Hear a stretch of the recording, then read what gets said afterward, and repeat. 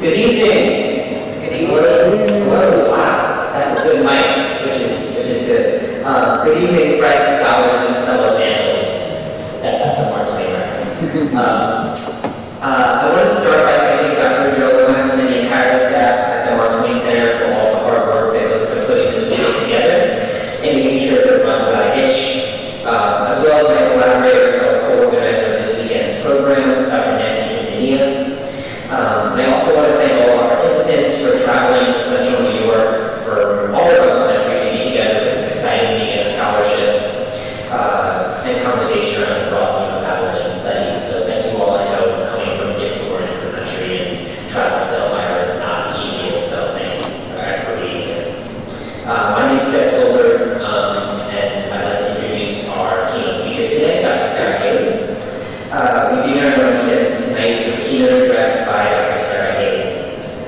Dr. Kelley is an associate professor of history at Columbia University, where she researches and teaches histories of gender and women, carceral history, Black feminist history and theory, prison abolition, and feminist archival methods. Recently, she co-edited a special issue of the incredible Black study journal Souls. It's a favorite of mine. If you haven't ever, just sit down and read an issue of Souls cover to cover. And she's the author of No Mercy Here, Gender, Punishment, and the Making of Jim Crow Modernity, published by the University of North Carolina Press in 2016. No Mercy Here has been recognized by awards from the Association of Black Women Historians, the American Historical Association, the American Studies Association, the National Women's Studies Association, and the Southern Association for Women Historians. It was also selected for the National Book Foundation's 2020-2021 Literature for Justice reading list.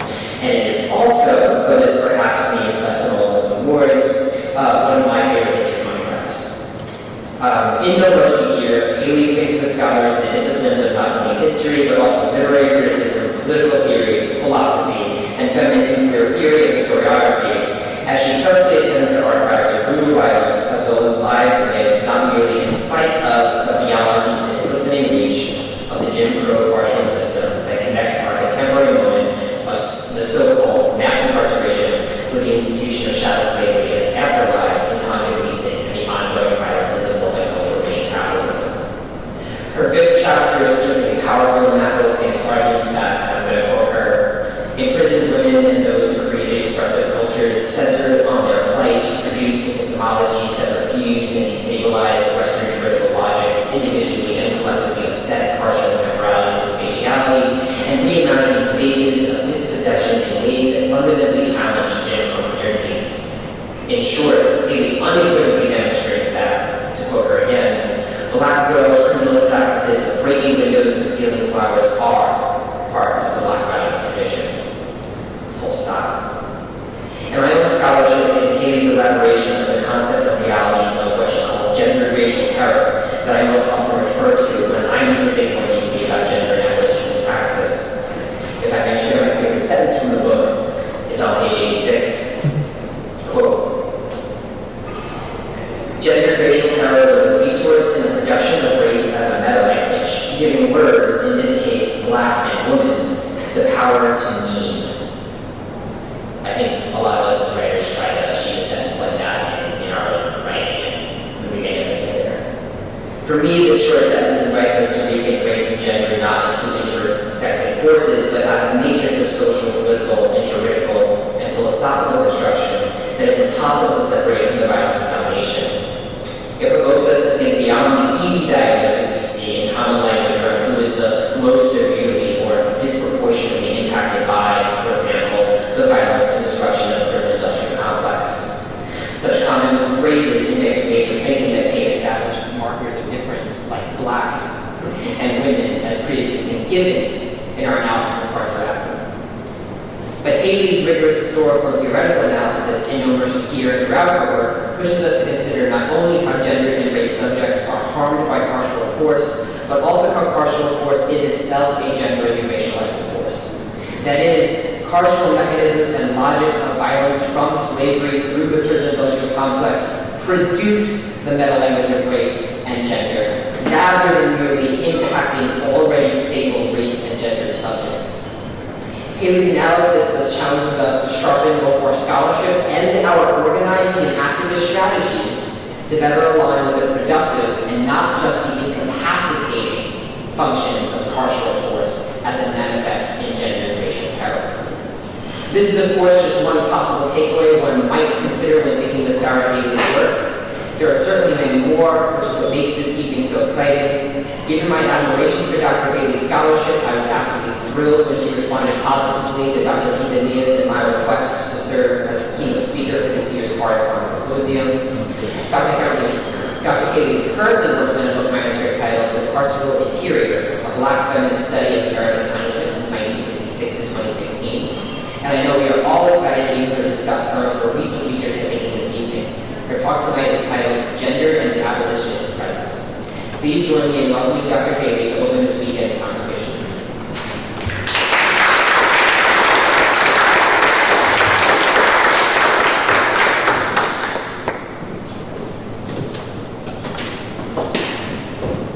Hi everyone. This is a big space. Thank you for that generous introduction. I want to thank Joe and Stephen Webb and Matt and Nancy and Jesse for organizing this conference. I'm very humbled by the invitation, and I'm also so admiring of Jesse's work to curate and expand and dramatically have us rethink the field of abolitionist studies in particular. So it's really great to be here. I'm going to present something maybe unexpected, set of comments that are more about what are we doing here in abolitionist study as abolitionist study rather than a kind of deep dive into my current research, although some of that will be present.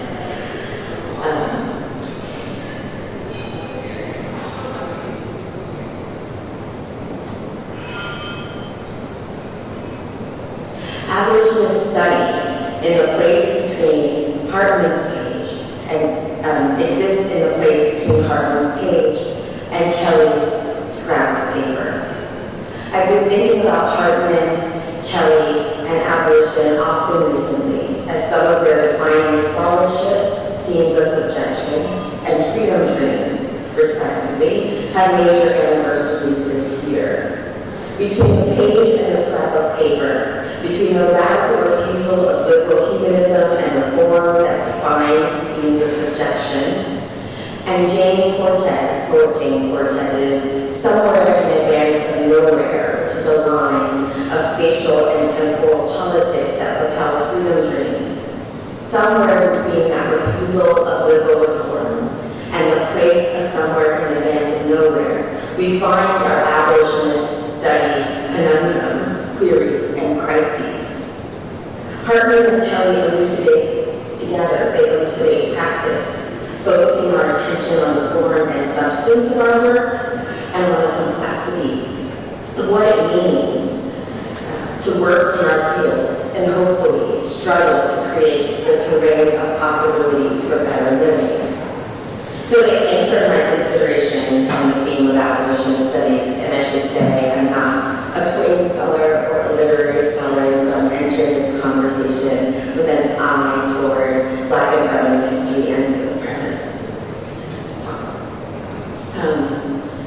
So these ideas about both the substance of our work and what it means to do the work will anchor my consideration.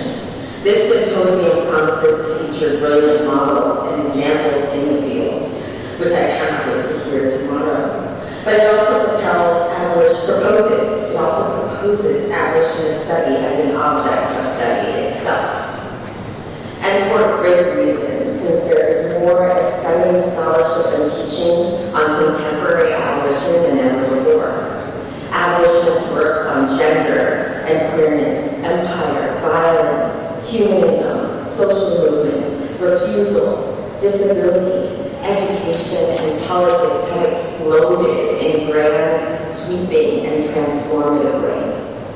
And yet, our present is also marked by the unabated institutionalization of carceral policy and practice, where we produce this work. Maybe this means abolitionist study, so new in our contemporary moment, is already in present. Perhaps it represents an incorporation of abolitionist radicalism in the project of subordination in a way that represents the 1870s or resembles the 1870s and the 1970s. Is this moment of this contradiction an outgrowth of the failure to organize more generally? Just as the casualization of academic labor accompanied a modicum of diversification of graduate students and faculty over the last few decades, the intensification of carcerality proceeds under the guise of diversification and care. We diversify, if nominally, the burning house of academic work. Abolition, beginning as it is to be institutionalized in job descriptions and course descriptions, is expanding its reach through carceral humanism, even as carceral humanism, with confinement, captivity, and surveillance, begins by universities to be portrayed as recognition, inheritance, and care. While carceral humanism is as old as prisons, with the modern penitentiary born as a reform itself, we as workers and institutions governed by carceral logics that entrench carceral culture, technology, and capacity must face the question of what is to be done with more urgency. Rather than thinking about the relationship between the past and the present through the classic historian's terms of change and continuity, concepts that respectively are characterized by rupture and linearity, our carceral present is marked by a recursive and reproductive temporality. The present reproduces rather than extends the past, recirculating, repurposing, and imprinting ideas and technologies of violation in accordance with the mandates of the present. Rather than sameness, continuity, or a break, history is recursive in the form of haunting.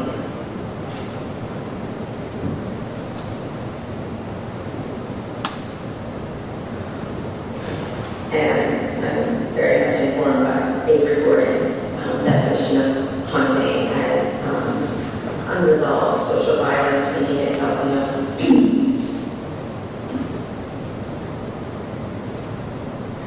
The temporality of carceral irresolution, right? Unresolved violence making itself known.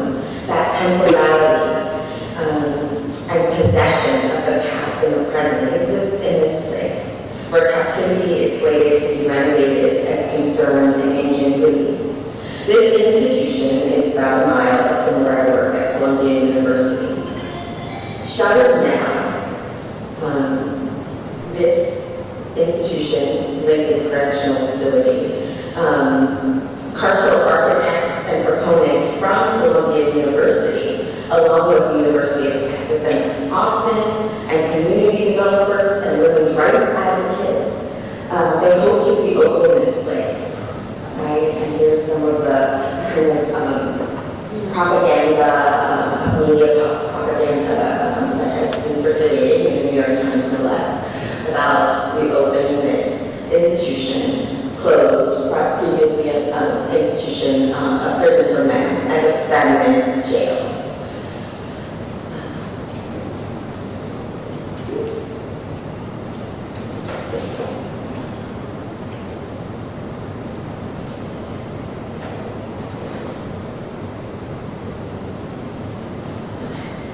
And here you can see, this is the author page of the primary proposal for reopening Lincoln Correctional Facility as a new Harlem jail for women. And as you can see, the proponents are think tanks at UT Austin and Columbia University, along with this community development firm, HRA Advisors. Also, prominent famed feminists, the second wave feminists, such as Gloria Steinem, have become involved in the campaign to reopen Lincoln Facility as a jail for women and gender-expensive people in Harlem. So this constellation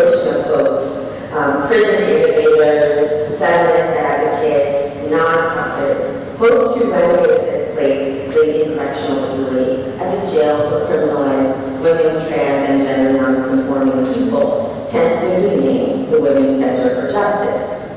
The opportunity comes as New York City plans to close Rikers Island by 2027 and replace it with a girl-based jail plan, including a Queens jail that would house both men and women and non-binary and trans people, although housing them separate from each other.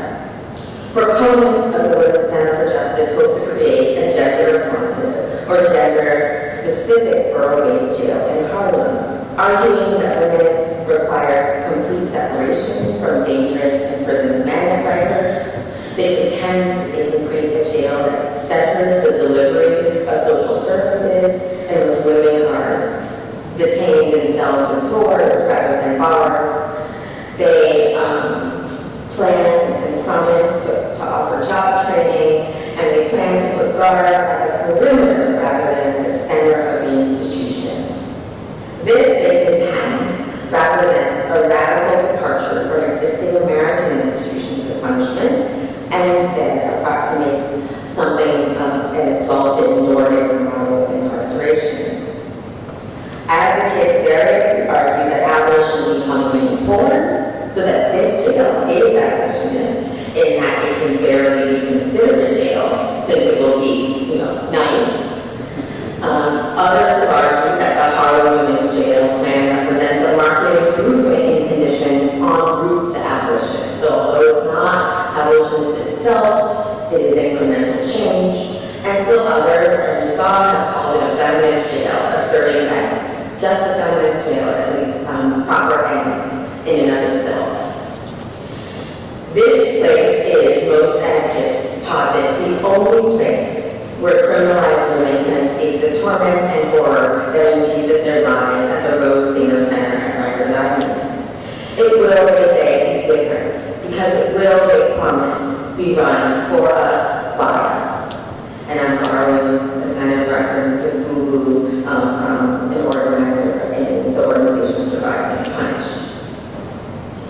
Incredibly, at a recent district council meeting that I attended, a leading proponent and political figure in Harlem argued that the new jail is the rightful historical inheritance for Black women, that it was their turn to control the local jail, just as white women had operated the institution in the early 20th century. And so this comment at a district council meeting smacked me in the face as primarily someone who's a Black women's historian and a Black feminist historian. What am I doing here? What does all of the research or the history or the training that I have mean if this is how Black women's history is mobilized? That the end of it is a jail, right? So this person cited Lincoln's past as a facility owned and operated by immigrant women, and it was a powerful moment in this district council meeting. It actually was pretty persuasive over a couple of other folks who were in the room. And indeed, the building once housed New York City's Young Women's Hebrew Association in the 1920s and 30s. Essentially, this comment at the local district meeting had me dive into the archives and down the rabbit hole to figure out the kind of past of this place and how it's being mobilized now. So the building was once the building for the Young Women's Hebrew Association. It became a detention facility for men in 1976 before closing in 2019 as part of Nancy Cuomo's touted prison reduction program. At the time, Manhattan Borough President Gail Brewer, 2019, and others argued that the building should be repurposed for affordable housing. But back in the 1920s and 30s, the period some supporters invoked to justify its reopening for Black women, it was a community center with classrooms, meeting rooms, a pool, and residential facilities. It was a women's companion to Young Men's Hebrew Association Center, which existed at various locations until it finally moved to its current building on 92nd and Lexington. This is what the building looked like when it was the Young Women's Hebrew Association building.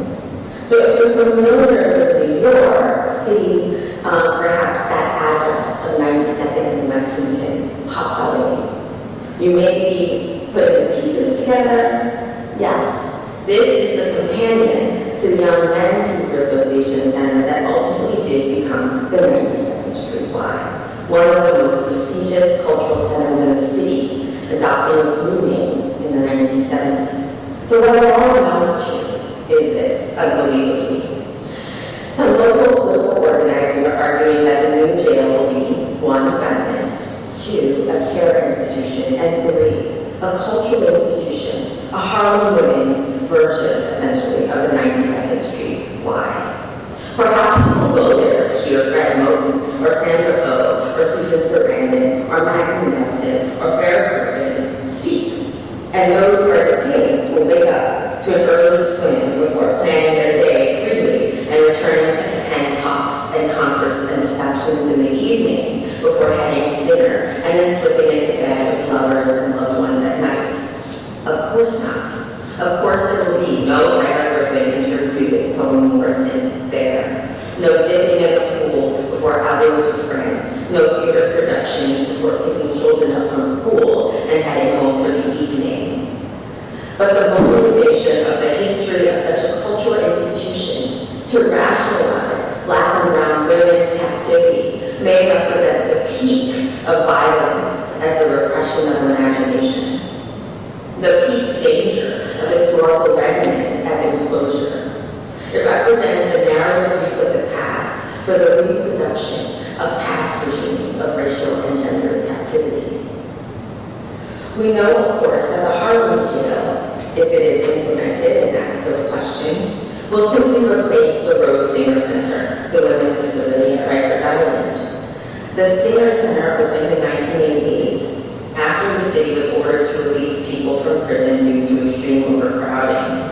It featured job training, 4 gates individual cells with skylights, cheerful and feminine colors, mauve, yellow, blue, and rose. They were chosen, those colors were chosen to lift the spirits of those detained.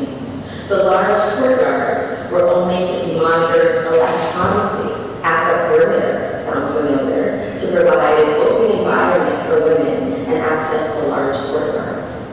The jail was described at the time as such a cheery version of incarceration that the metal mesh on the windows might exist to keep people out instead of in. An observer from the New York Times reported in astonishment that the Singer Center, that at the Singer Center, women marched to lunch singing about bettering their lives. Rose Singer, one of New York's foremost women prison reformers, sat on the board of an even more idyllic site for criminalized women in the city.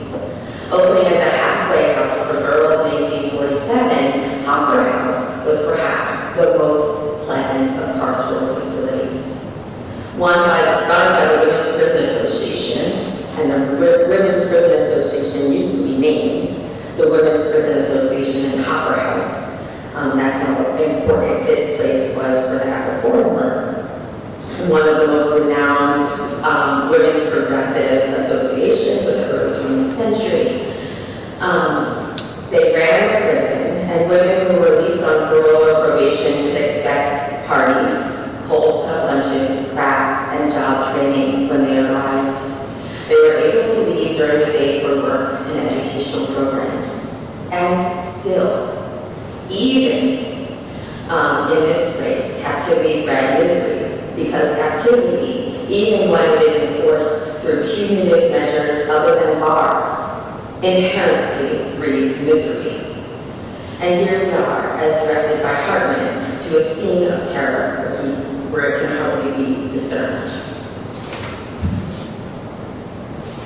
When Deborah Dixwell left the house, Opera House, in the earliest hours of the morning to visit her mother, who was dying, she was placed on early curfew for that act and reminded of the form she signed on March 23, 1977, acknowledging that she was not permitted to leave the facility before 6 a.m. for any reason, even presumably to see her dying mother. Women at Opera House complained about missing their children and missing the chance to restore custody custody of their children because of their institutionalization and their surveillance on probation and parole. They resented the surveillance that the social worker matrons imposed. They experienced crisis after crisis of loneliness. Their confinement at the halfway house prevented them from getting medical attention. The jobs they hoped and planned for didn't pan out. In some ways, Hopper House concentrated the disappointments and dispossessions of the outside world, while depriving residents of the emotional support, bonds, privacy, and flexibility to endure them. So the notion, as the Harlem Women's Jail proponents put forward, that a significant presence of social services and social workers alters the fundamental character of a jail or prison is deeply incorrect and ahistorical. So that's the outside of Hopper House. It's on 2nd Avenue in New York City.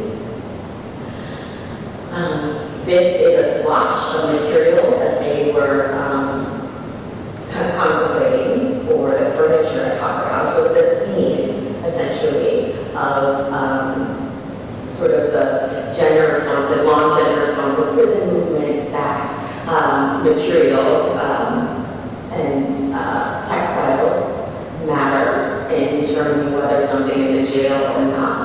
This is the plan from the Harlem Women's Prison, which you can see. Also, tough, comfortable furniture made of natural materials. It's what they said about the Rose Singer Center. It's what they said about Hopper House. It's what they're saying about the Harlem Women's Jail. And here is a document that's in the collection for Hopper House at the New York Public Library, right, about the centrality of social workers for pregnant women at Westfield State Farm, which was a women's facility at the time.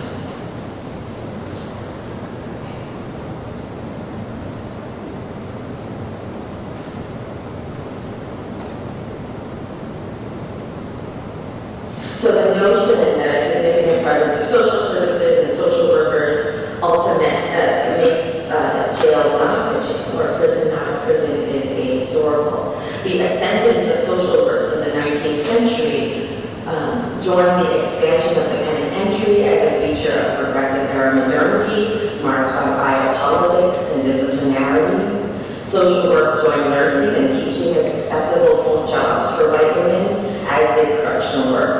And the categories overlapped. The prison matron was sometimes a trained nurse, teacher, and social worker. So social work is deeply enmeshed, right, in the expansion of the penitentiary itself. Women's imprisonment in the penitentiary required, rather than negated, the host of other modern modes of regulation, such as social work and the social sciences, to produce acceptable sociality governed by white supremacy and normative gender and sexuality. And the work of social work and in-prison services to rationalize and stabilize imprisonment endures. So if, as Ruthie Gilmore has suggested, we need to begin our abolitionist work, or perhaps center our abolitionist work with those considered the most reviled and most dangerous, rejecting the category of the monster as a construct that upholds captivity writ large, then we must also refuse the category of the enlightened prison and the halfway house as the only acceptable social bargain between dungeons and, say, universal housing or healthcare. Conditions matter deeply. Material conditions matter deeply. And so do conditions of possibility. The reopening of a closed correctional center represents the creation rather than improvement of conditions of possibility for incarceration. Moreover, anguish where it can hardly be discerned by observers is still anguish. In contrast with Hopper House, the once lauded Rose Singer Center, as everyone here is likely aware, now exists as a hell with rape, death by physical violence, and medical neglect abounding. And this was true as early as less than a year after its opening. It was already the site of extreme overcrowding.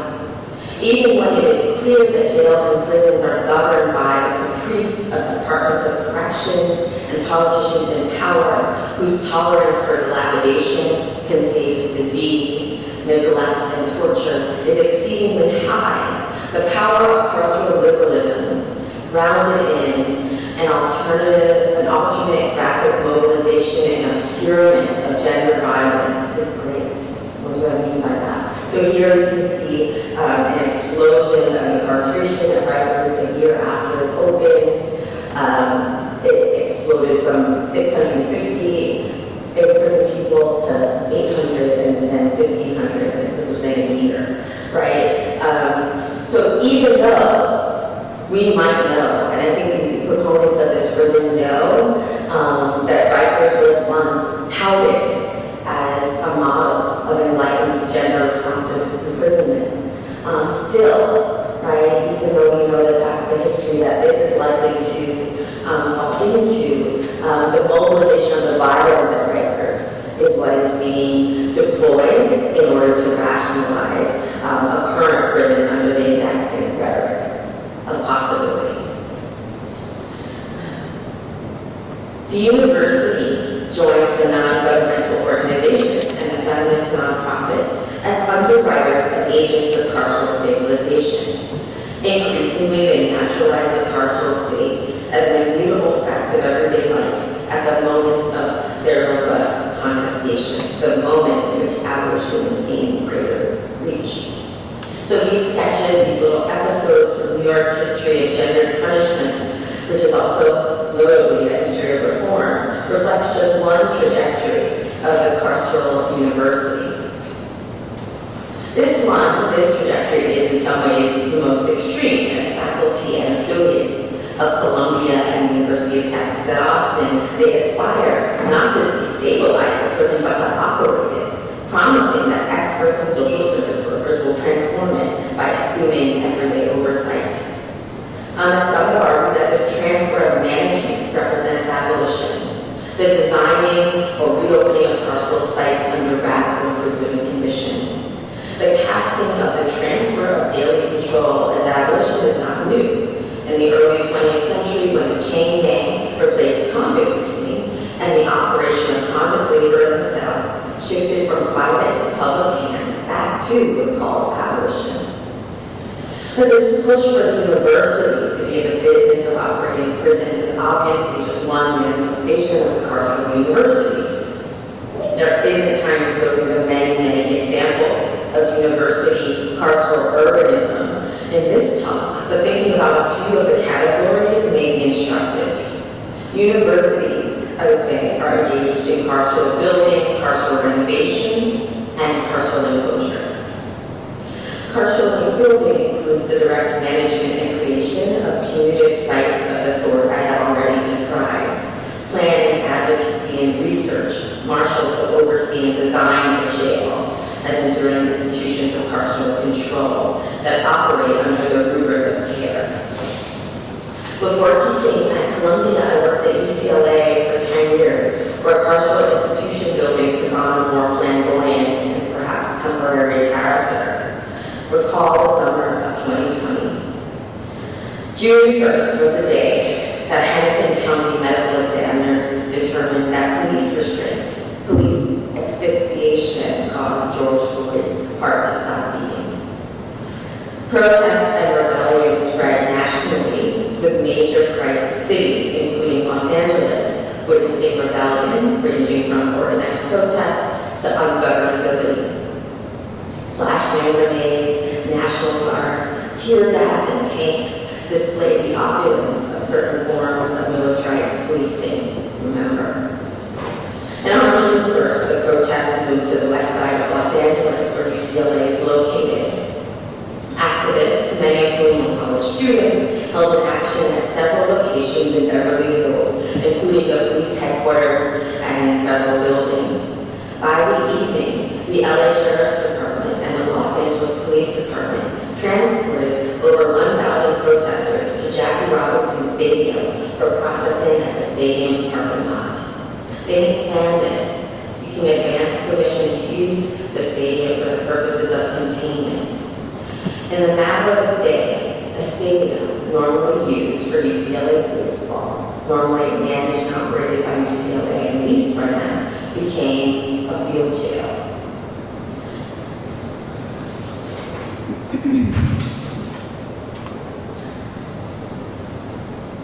Despite the field jail being leased by UCLA, property administrators at the university denied being consulted about its use as a jail. But throughout the course of the operation, UC Police Department officers patrolled the site, providing access to bathrooms and other parts of the facility.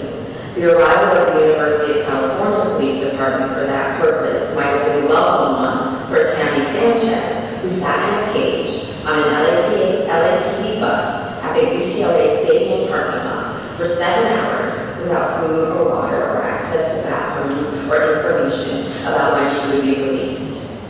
Denied medical attention and trapped in mobile holding tanks at the stadium, hundreds of protesters suffered in this way, and some suffered physical assaults, epileptic seizures, and panic attacks. As universities seek to operate jails, transform their property into jails, they also invest, of course, in a daily infrastructure on policing. Yale University, which boasts a police department with jurisdiction over the entire city of New Haven, constructed a police manor made of glass on the border of campus and the predominantly black neighborhood of Dixwell, New Haven. When it was announced in 2001, Yale's then Vice President of Community Affairs, Bruce Alexander, declared that the center would provide a reassuring presence for the surrounding Dixwell neighborhood while also serving as a community facility with abundant space for its police force, which had doubled in the preceding years from 45 to 80, almost double, and now stands at 93. The idea was that it was okay to invest these resources in a police station of this grandeur because it would also be a community center. The 36,000 square foot facility was intended by its architecture firm to be a beacon and was named after Deborah Rose, one of the first women to graduate from Yale College, who spearheaded the funding and helped design the building in the hopes that incorporating a community center at the police station would inspire other young girls to attend Yale. Over the past few years, Yale moved the health plan facility to the Rose Center as well. So to enshrine the safety of white girlhood and to fend off claims that community centers or health centers are more urgently needed than police centers, Yale simply incorporated such services into the geography of the police station. For your after-school program or annual checkup, now you must go to the Rose Center for Policing and Biopower. This is the house that second wave carceral feminism built. The growth of the police force and panoptic design of the station were hardly reassuring, however, for Stephanie Washington, who was shot with a barrage of bullets fired on April 16, 2019 by a Hampton, Connecticut and Yale police officer who were patrolling together in search of a robbery suspect. They sent a barrage of bullets into her car.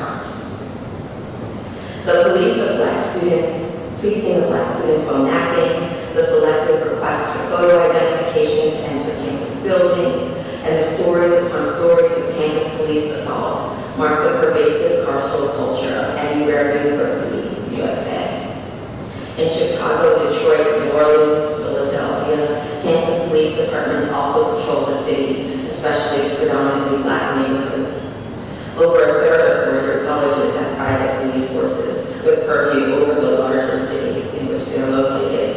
And these police forces have even less accountability than city police forces due to an array of deregulation legislation.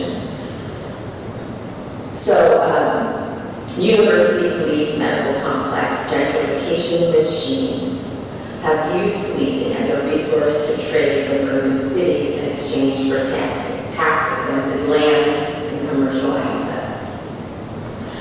That the culture of policing seems to collide with, or more aptly put, seems to be enabled by, a feminist carceral humanism reveals the urgency of abolitionist feminist knowledge projects in our current moment. University police protection from gender violence, the tethering of policing to gender integration, as the Rose Center documents, the creation of a carceral bedrock for gender-specific discipline deemed fair all collide, the employment and promotion of police of color, and the interpolation of all staff at the university into the work of policing through mandatory reporting, the requirement of credit checks and loyalty oaths in the hiring of staff at university roles, and the development of an infrastructure of police policy and rehabilitation that is both constitutive of and constituted by the DEIification of the university. These all amount to the inextricability of policing and all other aspects of university work. We are all police now. Then, of course, there is the research deployment. Even beyond the arena of criminology or departments, disciplines of criminology, this research toward policing and punishment is expanding as part of the punitive apparatus of the university.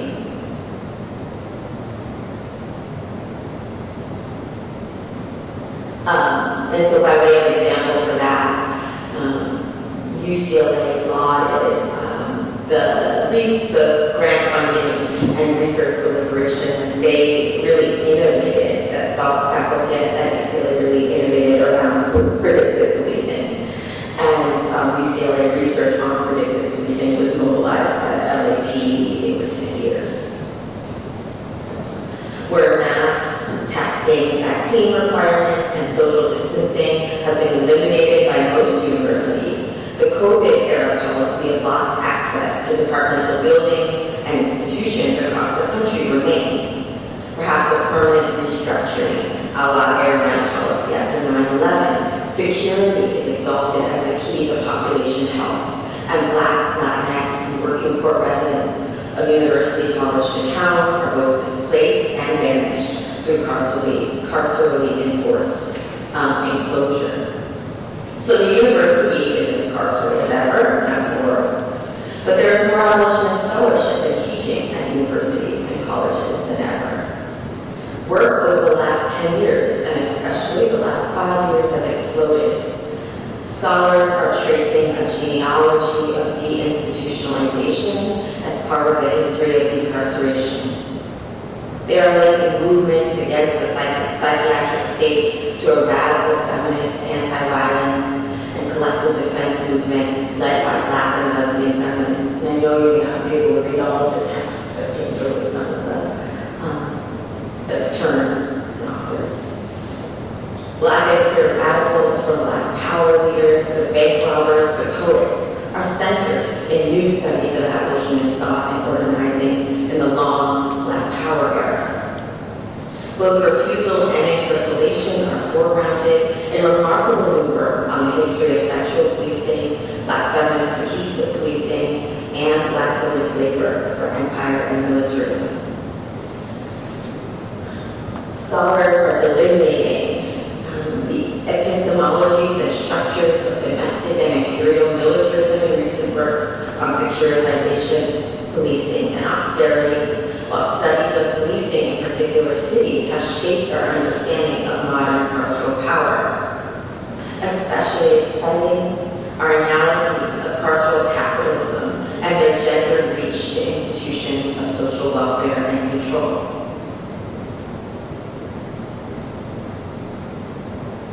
Trenchant work on punitive pedagogy and abolitionist possibility might help us think about this current moment. The carceral character of modern feminism, the capacious vision of abolitionist feminism, and the gender terrain of anti-carceral practice, both inside and beyond jails and prisons, represent a stunning contribution to abolitionist scholarship and writing. So here's really work on carceral capitalism, on the connection between the long connection between welfare and the carceral state. And just highlighting a few key movements that I'm seeing in the field. And here's a reference to work on masculinity and abolitionist feminism. And then, of course, there is the work of the future, the work of the Symposium, which represents exciting research on literary and political genealogies of abolition, popular representation, geographies and pedagogies of abolitionist practice, and the complexities of